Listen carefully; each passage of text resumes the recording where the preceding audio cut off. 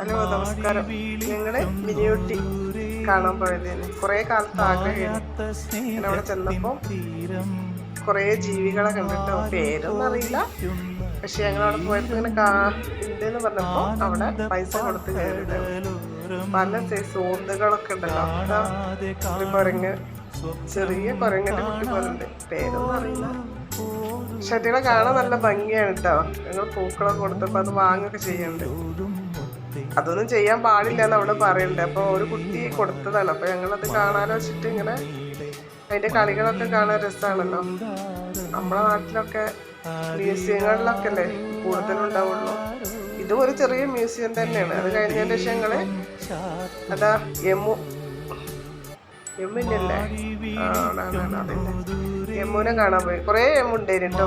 ഞങ്ങൾ പുറത്തിറങ്ങി നടക്കുന്നുണ്ട് കുറെ. പിന്നെ വന്നത് മലയണ്ണാന്, പറക്കുവണ്ണാന്നൊക്കെ പറയും അതിനെയൊക്കെ കണ്ട് നല്ല ഭംഗിയായിരുന്നു അതിനെ കാണാൻ. പിന്നെ പക്ഷികളുണ്ട്, ഓന്തില്ലേ, ഓന്തിന്റെ വലിയ അതിനെയൊക്കെ കണ്ട് ഞങ്ങൾ നടക്കാം.